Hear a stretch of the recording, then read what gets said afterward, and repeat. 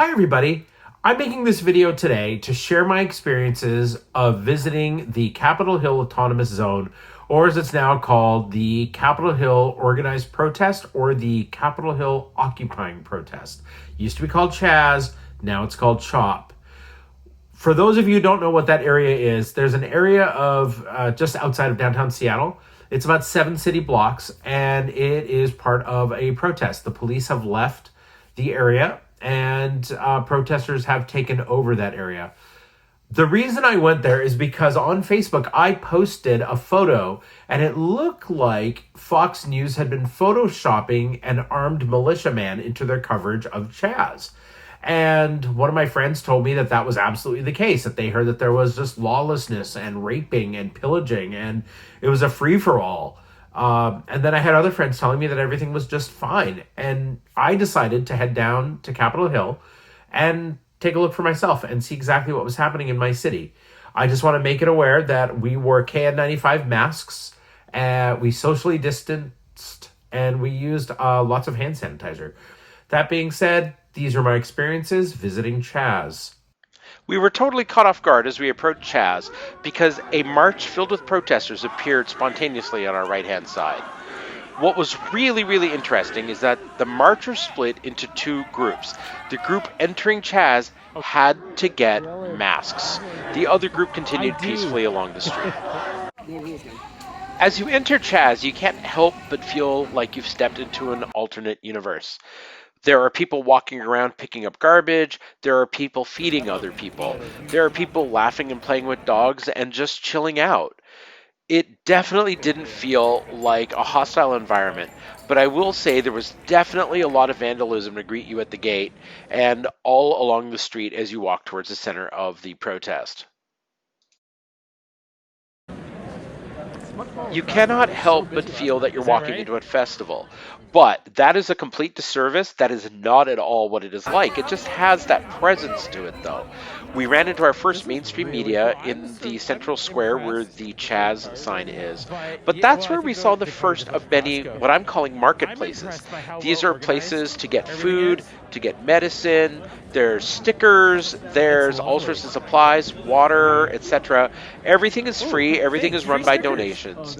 And it was just a very peaceful, chill vibe. Everybody knew that they would get food in some way or another.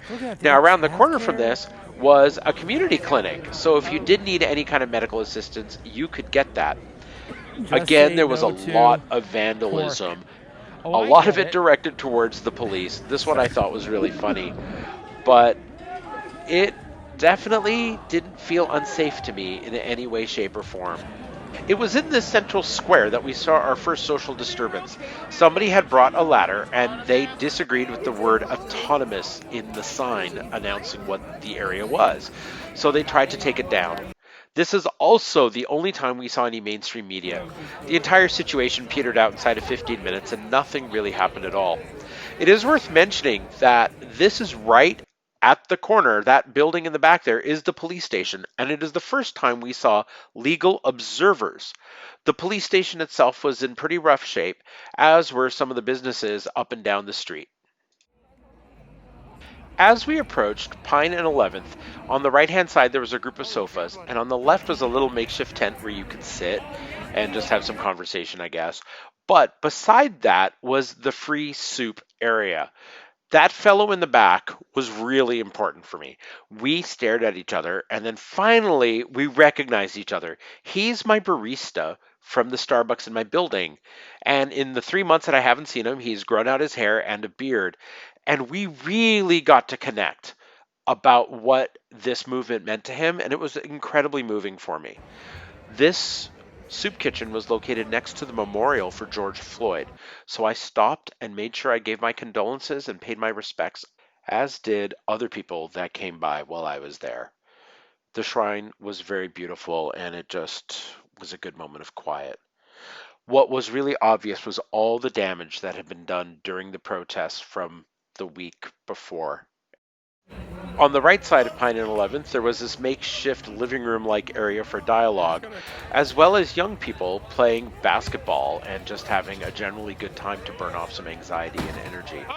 As we walked past Cal Anderson Park, there was a protest speech going on, but the amount of vandalism that had been done to the park itself was incredibly disheartening. This bonfire may have been very cool, but behind them you can see the wonderful old buildings that had been spray painted and damaged. Across the street, this bar was serving alcohol to patrons, and people illegally parked their BMWs just outside of the autonomous zone because honestly, there is no police enforcement. At this entrance to CHAZ, we saw the medics wearing body armor. Stay hydrated tonight, all right? Boom, absolutely. Take care, guys. Thank you.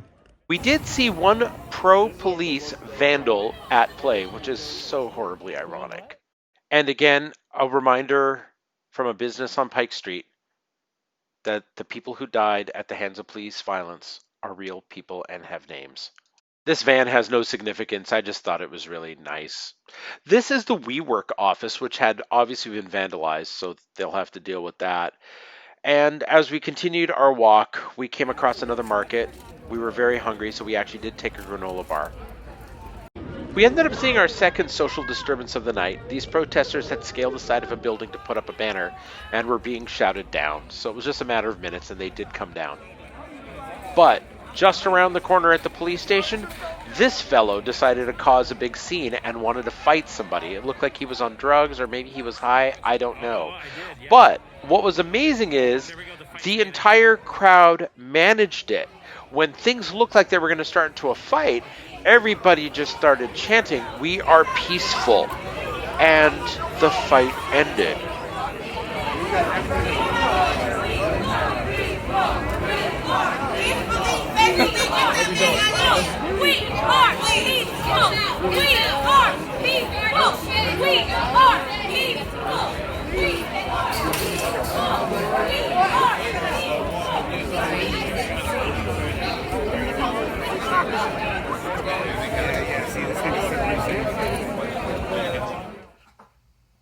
Well, guys, that was what I experienced in CHAZ. And I gotta be honest with you, it is absolutely different than what all of my friends from across the country were saying.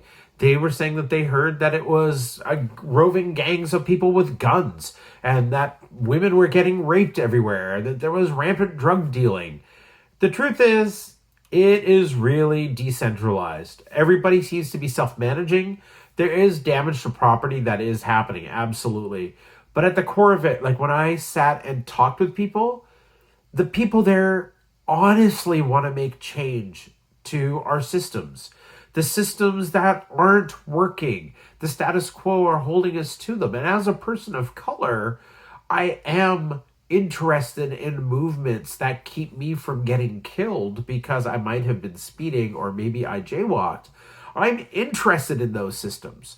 But honestly, in terms of what's happening at CHAZ and what's not, it doesn't impact my life on a day-to-day. So for me to turn around and say what I saw, there's really no political agenda here other than to say the people that are there have more skin in that movement than I can appreciate.